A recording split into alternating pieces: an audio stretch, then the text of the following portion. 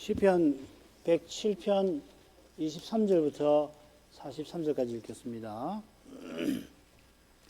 선척을 바다에 띄우며 큰 물에서 영업하는 자는 여호와의 행사와 그 기사를 바다에서 보나니 여호와께서 명하신즉 광풍이 일어나서 바다 물결을 일으키는도다.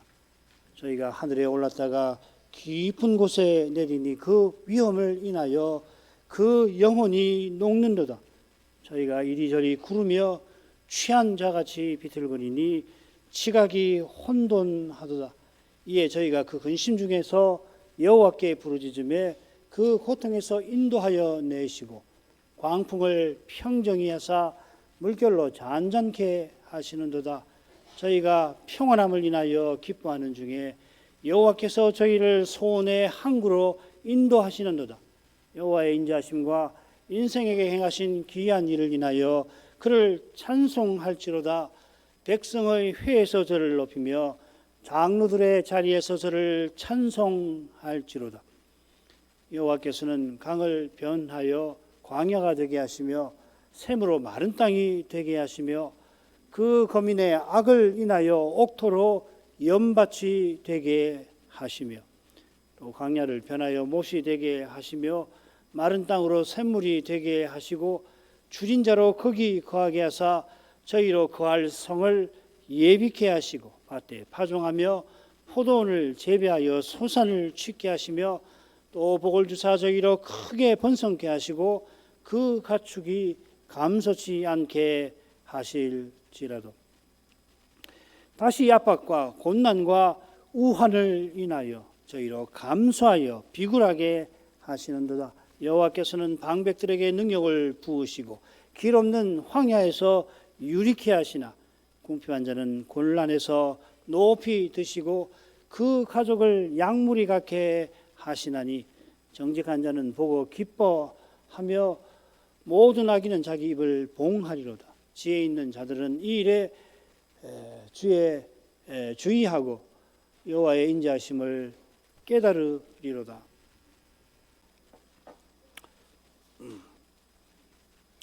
시편 107편의 거룩한 시인은 여호와께서 포로잡혀 같은 이스라엘을 구속해 주신 그 일을 감사합니다.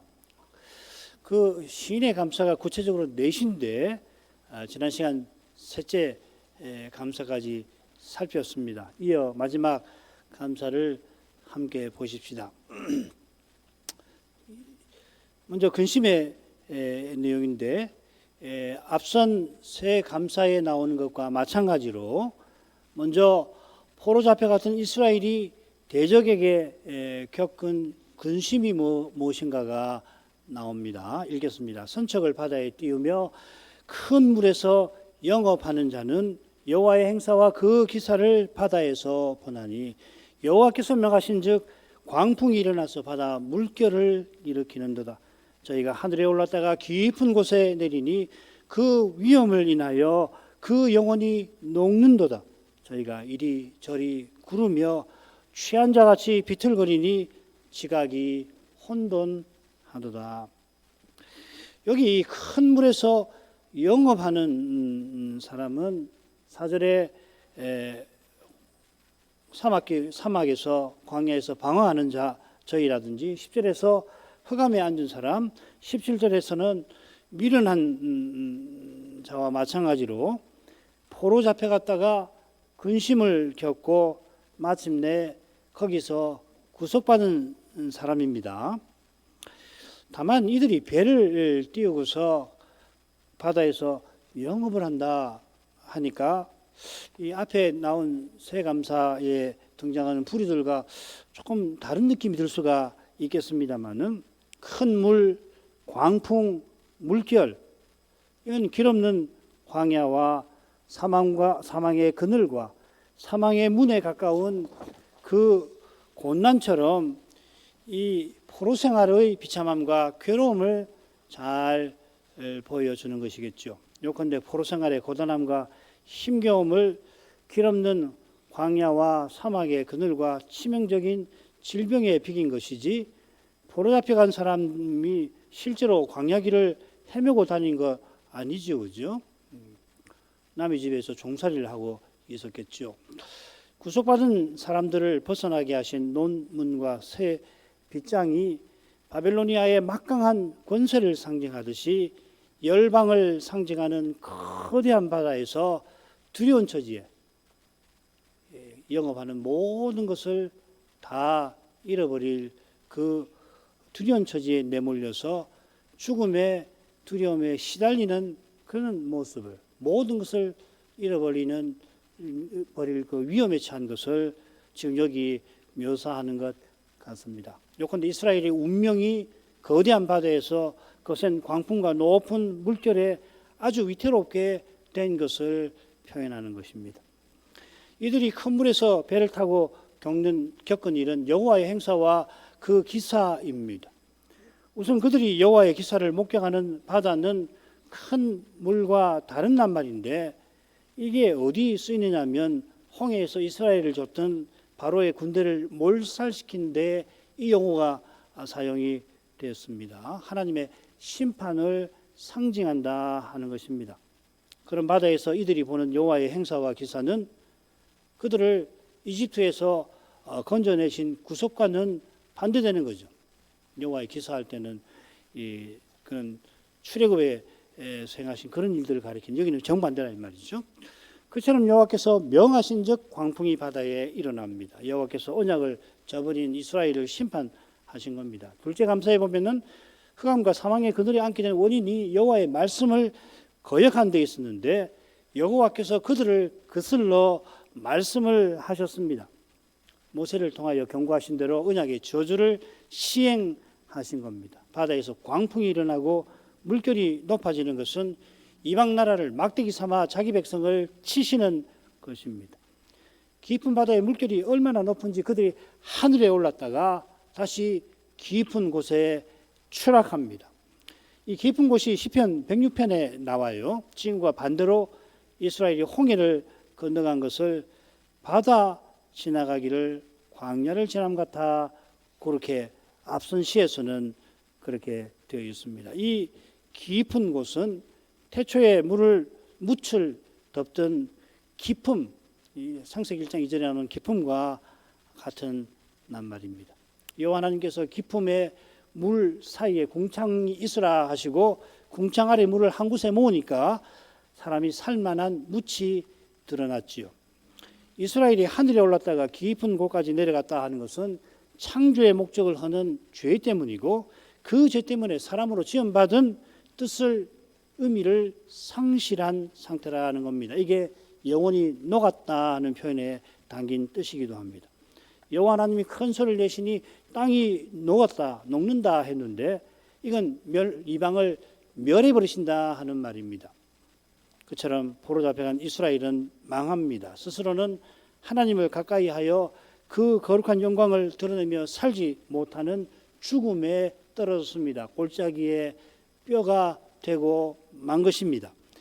이런 상태가 27절에서는 술 취한 자의 모습으로 그려져 있습니다. 술 취한 사람이 이리저리 구르고 비틀거리는 것이 큰 바다에서 광풍의 높은 물결로 시달리는 것과 비슷한 면이 있지요. 그런데 이 쓴 표현을 자세히 조사해 보면 매우 흥미로운 점이 있어요. 이리저리 구른다 하는 말, 하가그라는 말인데 이게 주로 어디 쓰이냐면 절기 지킨다 하는 말입니다. 레위기의 23장에 여러 번 쓰이는 절기를 지키라 하는 그 말입니다. 그처럼 이 비틀거린다 하는 말도 동사도 찾아보면 어디 나오냐면 한나가 슬픔이 겨워가지고서 입만 달싹달싹 동하며 기도하는 데 나오는데 엘리는 아이고 웬 여인이 술에 취해가지고 지금 뭔 짓 하느냐, 큰일 난다 하고서 네가 어디까지 취해 있겠느냐 하고 말리잖아요. 거기 나오는 동사입니다. 여인이 술 취한 채로 성막에 이르러서 기도하는, 이게 얼마나 두려운 일입니까? 그런 상태에서 성소에 기어코 들어가려 하다가는 큰 낭패를 보지요. 화를 입지요. 제사장에게 제지를 당할 것이고, 혹시 성소를 접촉이라도 하는 날에는 그 사람은 경을 치는 것입니다. 그처럼 만취한 채로 갈지자를 그리며 성전으로 나아가려고 한다면 그 얼마나 두려운 상태입니까? 이런 두려운 상태가 포로 잡혀간 처지였다. 지금 말하자면은 이스라엘이 포로 잡혀 있는 상태가 얼마나 위태로운가 하는 하나님의 거룩하심을 침해할 수 있는 그런 두려운 상태에 있다는 걸 암시하는 것 같아요. 자, 이것이 지각이 혼돈하다 하는 표현에도 담긴 뜻일 겁니다. 예, 큰 바다, 광풍, 높은 파도에 비추어 익힌 항해술이라고 이 지각이라는 말을, 이 항해술을 가리킬 거다. 그러면은 아주 자연스럽죠, 그죠? 항해술을 익혔더니 바다에서 큰 파도를 만나가지고 그 항해술이 아무 소용이 없게 된 걸 가리킨다 해석을 하는데, 뭐 그것도 자연스러운 해석인데 결국 포로 잡혀가서 어떻게 살아야 할지, 무엇을 해야 할지 전혀 분별하지 못하는 이스라엘 백성이 분별해야 할 것이 있죠. 정함과 부정, 거룩함과 속됨을 분별해야 되는데 그게 지혜거든요. 그게 없어진 상태다 하는 겁니다. 하나님께서 치시면은 예배 못 드립니다. 예배를 드릴 수가 없고 삶의 방향은 그 순간에 엉망진창이 돼가지고서 무엇을 위해서 살아가는지 모르게 되는 거죠. 그것을 지금 표현하려고 하는 거 아닌가, 저는 그렇게 이번에 이 시를 읽었습니다. 그 다음으로 가죠. 이에 저희가 그 근심 중에서 여호와께 부르짖음에 그 고통에서 인도하여 내시고 광풍을 평정히 하사 물결로 잔잔케 하시는도다. 저희가 평온함을 인하여 기뻐하는 중에 여호와께서 이를 소원의 항구로 인도하시는도다. 28절은 뭐 이미 여러 번 살폈으니까 넘어가겠습니다. 강한 강풍을 멈추어 고요하게 하시고 높은 물결을 잔잔케 하십니다. 얼마나 물결이 높은지 하늘로 올라갔다가 깊은 곳에 곤두박질하던 이들이 평안함을 인하여 기뻐합니다. 이 기뻐한다는 말이 42절에 나와요. 정직한 자는 보고 기뻐하며, 이 기쁨이 주의 나라의 기쁨과 붙어 있습니다. 시편 106편에 그렇게 되어 있죠. 당장에는 광풍과 높은 물결이 사라진 것만도 기쁜데, 이 포로에서 돌아오게 하시는 것도 참 기쁜데 여호와께서는 이어서 참된 기쁨을 맛보게 해주겠다 하시는 거죠. 그 기쁨이 뭐냐면 여호와께서 저희를 소원의 항구로 인도하시는 데 있습니다. 이 항구라는 말이 이 구약 성경에 여기만 나와요. 이런 경우에는 이제 근족 언어를 연구합니다. 아카드라든지 아랍어라든지 그런 비슷한 낱말을 찾아가지고서 항구가 좋겠구나 하고 새겼고 문맥에 적절합니다. 어떤 사람은 이 성이라 성읍이라고도 해석을 합니다. 큰 바다에서 광풍으로 높은 물결에 시달린 사람이 항구보다 소원하는 게 없을 것입니다. 소원이라고 새긴 낱말이 시편에 2번 더 나오는데, 예를 들면 율법을 즐거워한다든지 땅의 성도에게 나의 모든 즐거움이 있다 할 때 쓰입니다. 다윗이 마지막 노래에서 사무엘하 23장 그 처음에 하나님의 사람 다윗의 마지막 노래가 나오잖아요. 거기 영원한 언약을 향한 자기의 소원을 고백합니다. 하나님의 영원한 언약을 이루어 주옵소서 하고서 자기 소원이 그것입니다. 소원의 항구는 첫째 감사에 나오는 거할 성과 같이요, 여호와께서 시온의 영광 보좌를 펼쳐주시는 것입니다. 이 소원은 오실 메시아를 바라는 믿음과 붙어 있습니다. 다니엘이 자기 백성이 포로에서 돌아가는 그 모습에서 이런 믿음으로 그들을 위하여 간구했을 것입니다. 가을성에 이르도록 거기 성전을 짓고 성벽을 중건하여서 여호와의 거룩한 통찰에 살게 해주십시오. 날마다 3번이나 다니엘이 기도했겠지요. 그래서 그 기도를 쉬지 않으려고 죽을 수도 있는데 죽지 않아요. 자기 정적들이 그 기도를 이용해서 다니엘을 죽이려고 하는 건 알지만은 자기 죽는 것보다 그게 더 중요하거든요. 그래서 목숨을 걸고서 죽음을 각오하고 다니엘이 3번 기도했는데 그 기도의 내용이 바로 이것이죠. 우리의 기도도 마찬가지입니다. 날마다 우리가 생명을 쏟아서 무엇을 위해서 기도할 건가, 하나님의 뜻을 사도를 통해서 보여주신 그 뜻을 위해서 기도해야겠습니다. 자, 31, 32절 여호와의 인자심과 인생에 행하신 기이한 일을 인하여 그를 찬송할지로다. 백성의 회에서 저를 높이며 장로들의 자리에서 저를 찬송할지로다. 31절 넘어갑니다. 넷째 감사도 셋째 감사처럼 이 여호와의 인자심을 찬송할지로다 하고서 다시금 명령이 나오는데, 셋째 감사에서는 감사절을 드리고 하나님이 행하신 일을 선포하라고 했다면, 여기서는 다시금 찬송에 관해서 명령하고 있습니다. 특별히 이 찬송할 자리가 언급이 되어 있는데 백성의 회와 장로들의 자리입니다. 이 둘은 여호와께서 거룩하신 통치를 펼치시는 것을 가리키는 표현입니다. 여호와께서 포로에서 돌아오게 하셔서 거룩한 통치를 펼쳐 주옵소서 하고 바라며 찬송하라 하는 겁니다. 이게 이스라엘의 찬송 위에 보좌를 펼치시는, 이스라엘의 찬송 중에 좌정하시는 여호와, 시편 22편 3절 바로 그 내용이죠. 참된 찬송은 여호와를 전부로 삼는 심정에서만 나오는 것입니다. 이 심정을 귀히 보시고 우리의 소원, 여호와를 전부로 삼는 심정에서 소원이 뭐겠습니까? 아까 다니엘과 같은 소원일 텐데, 그런 소원을 오냐 들어주겠다 하시고 통치를 펼쳐주시는 거 아니에요. 한 가지만 더 생각하시겠습니다. 장로들의 자리 할 때 이 자리라는 말하고 거할 성하고 같은 말입니다. 모시아브라는 말입니다. 이스라엘이 거할 성의 문에는 장로들의 자리가 있지요. 룻기 4장 1절에 보면 룻이 성문에 올라가서 거기 앉았다 했습니다. 이건 보아스가 이 장로라는 뜻이에요. 이스라엘의 장로들이 보아스 같으면은 백성이 성 안에서 얼마나 평안하게 가겠습니까?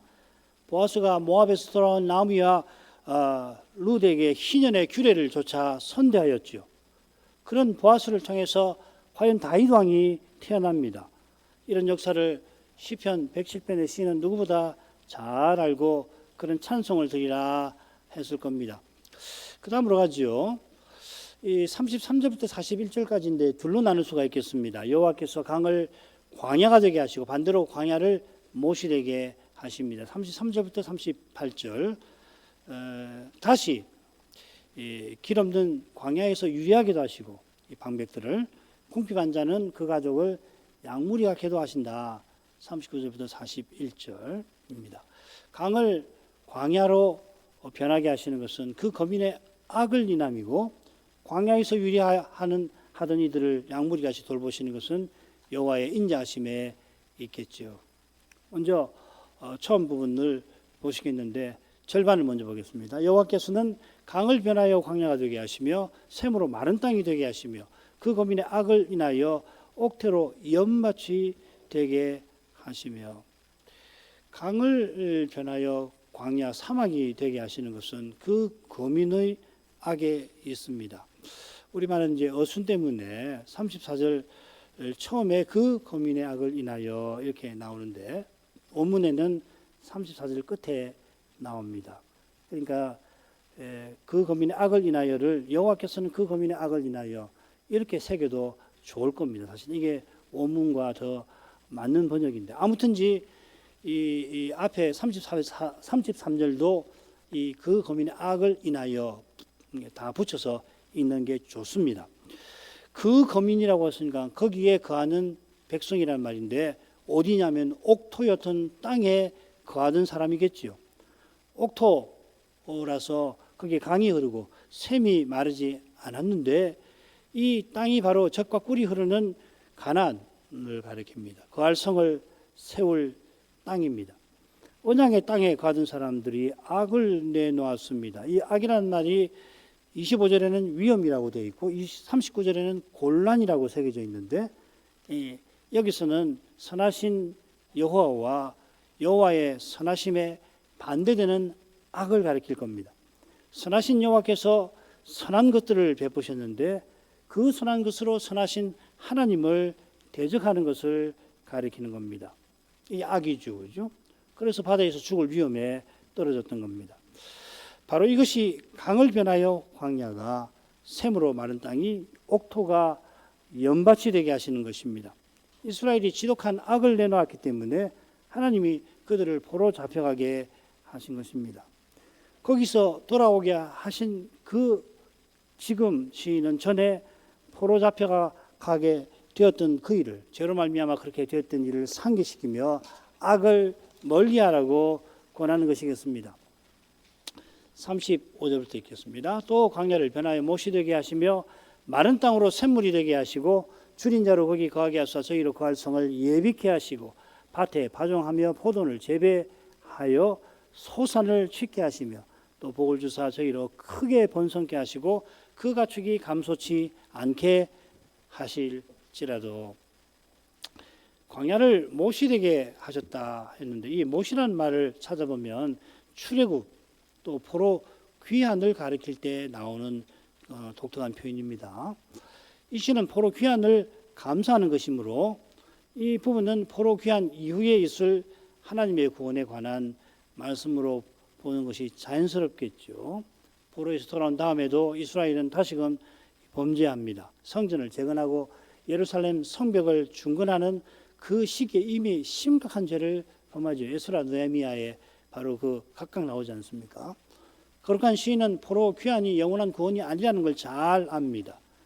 하나님이 타락 직후부터 약속하신 영원한 구원은 여인의 후손을 통해서 뱀의 머리를 상하게 하시는 것과 붙어 있습니다. 아브라함도 가나안에서 자기 나라를 세우려 아니했고 하늘 본향을 향하여서 죄와 죽음의 권세가 완전히 사라지는 순간을 이 장막에 거하면서 바라보았습니다. 포로에서 돌아온 일이 야곱이 죽기 전에 예언한 후일에 당할 일에 분명히 속하지만 구약의 관점에서는 포로에서 돌아오는 일이 후일에 속한 일일 테지만 포로 잡혀갔던 다니엘은 후일에 네 제국이 잇따라 등장하고 그 네 제국 후에 영원한 나라가 설 것이라 예언을 한 겁니다. 그러니까 계시가 점점 발전하는 거죠, 그죠? 이 창세기 49장에서 야곱이 보았던 후일, 또 민수기에 보면은 거짓 선지자가 바라보았던 후일이 있는데 나중에 다니엘은 후일에 어떤 일이 있느냐면 놀랍게도 네 제국이 설 거다. 아예 네 제국까지를 이야기를 하잖아요. 바벨로니아는 이미 있는 거고 그 다음에 바벨로니아가 망하면 페르시아 다음에 헬라가 그리고 펠라 다음에는 로마가 있을 거라. 아예 예언을 그렇게 하잖아요. 그 다음에 영원한 제국이 있을 거다. 그 후일이 어떻게 오는가? 다니엘에 가면 더 자세하게 예언이 되어 있잖아요. 참 놀라운 겁니다. 다니엘서를 읽을 때마다. 그러니까 이 다니엘의 예언을 이 비평학자들, 소위 자유로운 자유주의자라고 하는 구약학자들은 안 믿어요. 그 예언이라고 생각 안 합니다. 그건 다 일어난 일을 보고서 후에 어떤 사람이 마치 다니엘이 예언한 것처럼 써놨다라고 그렇게 주장을 하고 있습니다. 믿을 수 없겠지요. 어떻게 이게 믿겠습니까? 이사야가 고레스를 예언했다고 하는 걸 그 사람들 어떻게 믿겠습니까? 예수님의 부활이 절대로 어떻게 사람이 부활하냐? 그건 자연과학적으로 입증할 수 없는 일이므로 예수님이 성육신 하셨다? 동정녀 마리아에게서 나셨다? 세상에 그런 일이 어딨냐? 그런 사람들이니까 선자들이 예언했다. 이사야는 고레스가 등장할 것을 그 고레스가 하나님의 종으로서 하나님의 쓰임을 받을 거다. 이름까지를 된 것을 안 믿어요.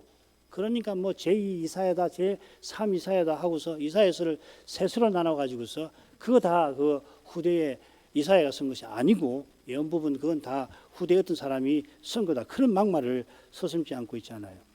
그게 무슨 정론인 것처럼 구약 학계에서 떠들어대고 있단 말이에요. 그런데 얼마나 놀랍습니까? 다니엘은 네 제국이 등장할 거다. 아예 나라 이름까지 그냥 로마는 밝히지 않았지만은 이렇게 이것이 성경이지요. 이게 하나님 말씀 아닙니까? 이런 것이 하나님 말씀이지. 사람들이 다 알고 경험한 거 그걸 연인 것처럼 그렇게 속여서 쓴 것이라면 그게 무슨 놈이 하나님 말씀이 될 수가 있겠어요? 어림덥죠. 그러니까 정신을 바짝 차리지 않으면은 내가 좀 멍청한 건가? 그렇지 않습니다. 이런 믿음은 사람의 신념하고 전혀 다른 것이고 성신께서 모든 성경이 하나님 말씀이라고 하는 것을 믿게 하셔서 우리가 믿는 것이에요.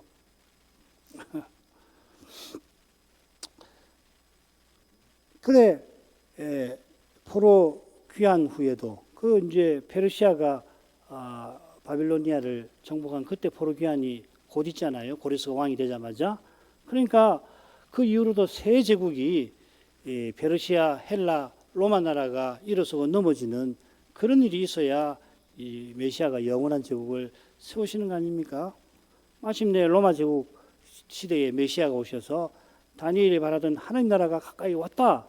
그분께서 선언하시고 귀신을 쫓아내시면서는 하나님 나라가 너희 안에 있느니라, 너희 가운데 있느니라 하셨습니다마는 그 나라의 완성, 영원한 구원은 메시아가 재림할 때, 인자가 다시 오실 때에 있을 거다 더 알려주셨습니다. 하늘에 올라가신 지 2000년이 다 되었지만 아직 재림은 오지 않았습니다마는 주님께서는 지난 2000년 동안 모든 민족에게 복음이 전파되는 그 일을 예언대로 이루어 오셨고 주님의 몸이 머리신 주님께로 자라가게 하셨습니다. 지금 그 일이 우리 눈앞에 펼쳐지고 있는 것입니다.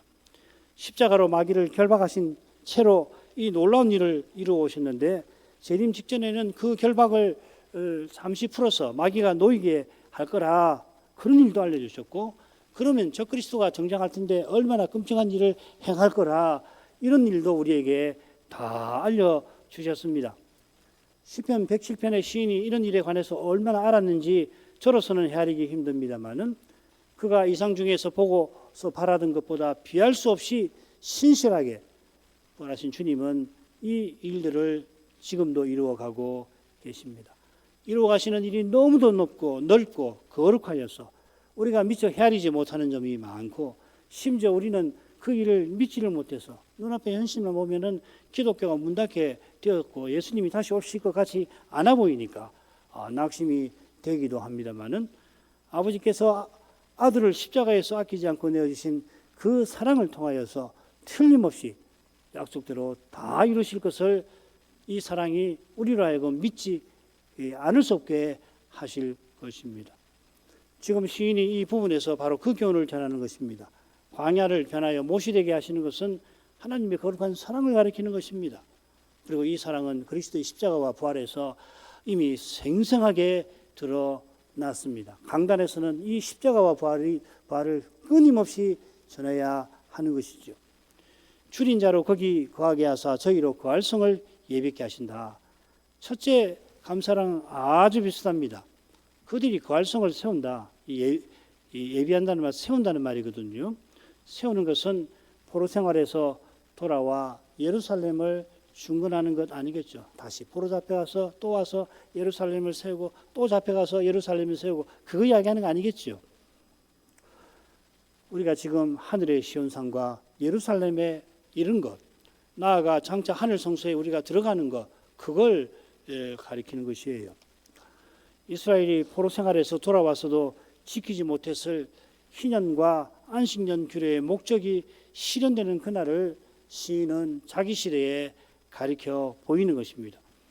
이어 포로 생활에서 돌아와서 밭에 파종하고 포도를 재배하고 소산을 취하며 번성하고 가축이 감솟지 않게 되는 것, 이건 이집트에서 건져내어 가나안에 들어가게 하신 그 일을 돌이켜 과거를 회상하며 회고하며 가리키는 동시에 결국 주님께서 마지막으로 예루살렘에 올라가시 직전에 모세와 엘리야가 나타나서 주님과 얘기했던 주님의 별세를 가리키는 것입니다.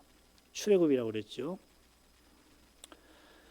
십자가 지신 주님은 부활하셔서 하늘과 땅의 모든 권세를 내게 주셨다 선언하시고 그래서 그 권세로서 하나님의 말씀이 왕성하고 더하는 그 일을 주님의 몸인 교회를 통하여 이루고 계십니다. 이게 사도행전의 중요한 내용이죠.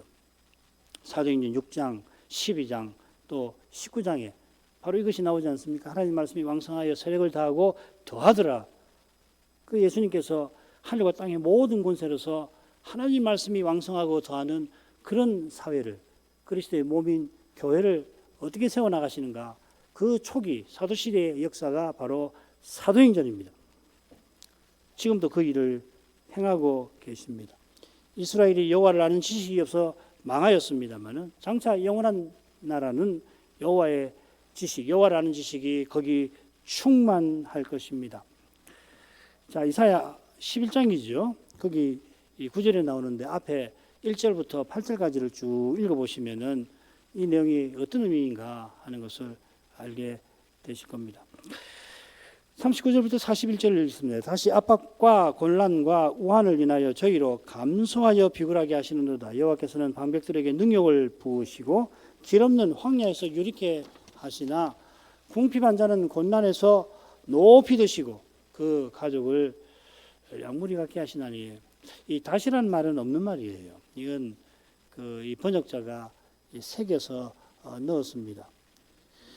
여호와께서 치료급이나 포로귀환에 맞먹는 구원을 장차 베푸시는데 그 은혜에 역행하는 일이 있을 거라. 그래서 다시라 하는 말을 쓴 것입니다.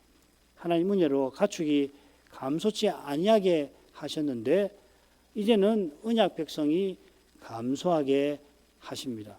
그 이유는 그들의 악에 있는 거죠. 그래서 여기 보면 우환이라든지 압박이라든지 곤란, 이건 다 악으로 말미암아 겪는 현실 아니에요.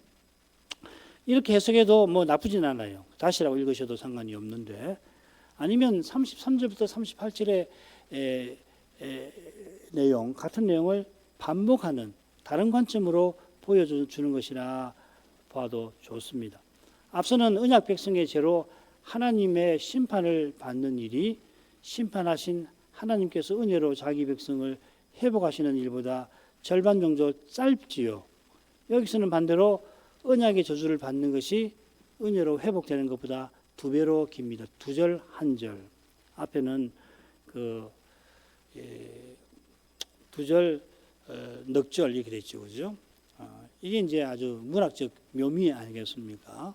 이런 묘미를 살려서 앞에서 길게 하면 뒤에서 짧게 하고 이렇게 봐도 좋습니다. 여기서는 방백을 부끄럽게 만들어서 광야에서 유리하게 하신다는 거, 궁핍한 자를 높이 드셔서 그 가족을 양무리같이 돌보시는 것이 대조를 이룹니다. 이 주제가 한나의 예언, 그리고 우리 주님의 모친 마리아의 찬송에 나오는 바로 그 내용이지요. 이 예언과 찬송은 무엇보다 하나님이 교만한 자를 낮추시고 겸손한 자를 높이신다는 그 교훈을 가리킵니다. 방백들에게 능력을 부으시는 것은 아모스 선지자의 추념한 경고이기도 하잖아요. 아모스가 바로 그거 아닙니까?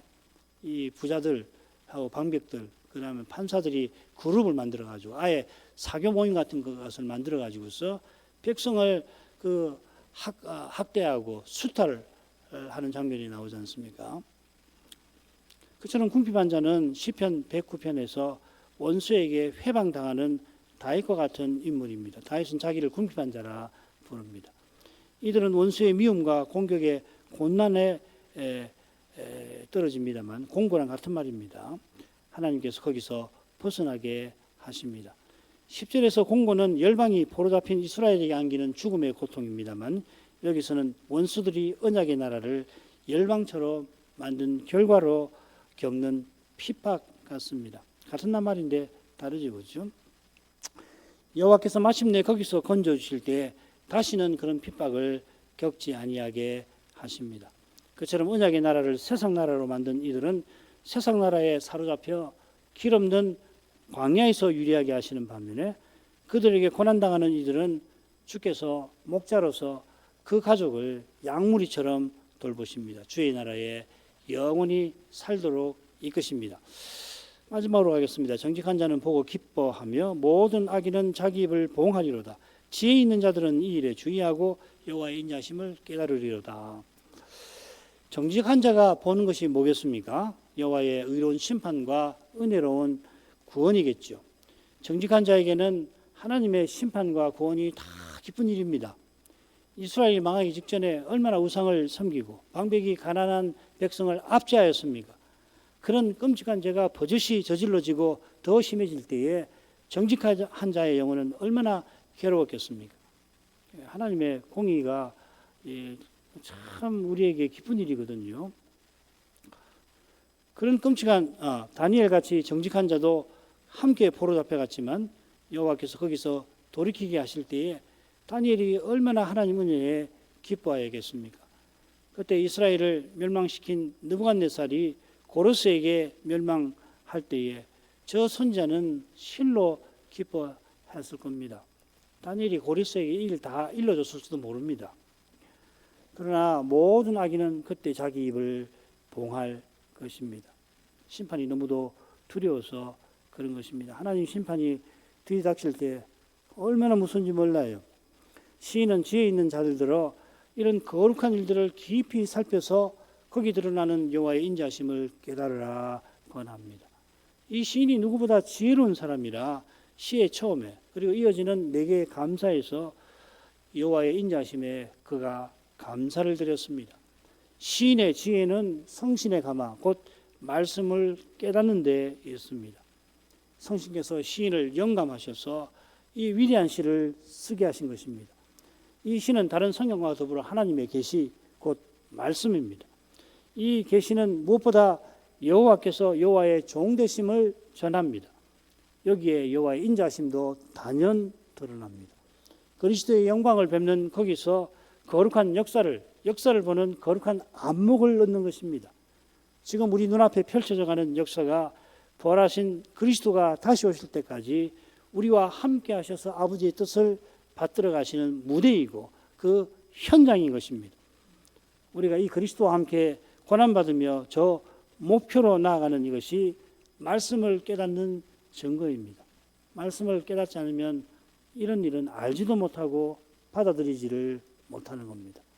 바로 이 인도를 받아 나가는 거기에 참된 지혜와 깨달음이 있다 하겠습니다. 기도하겠습니다.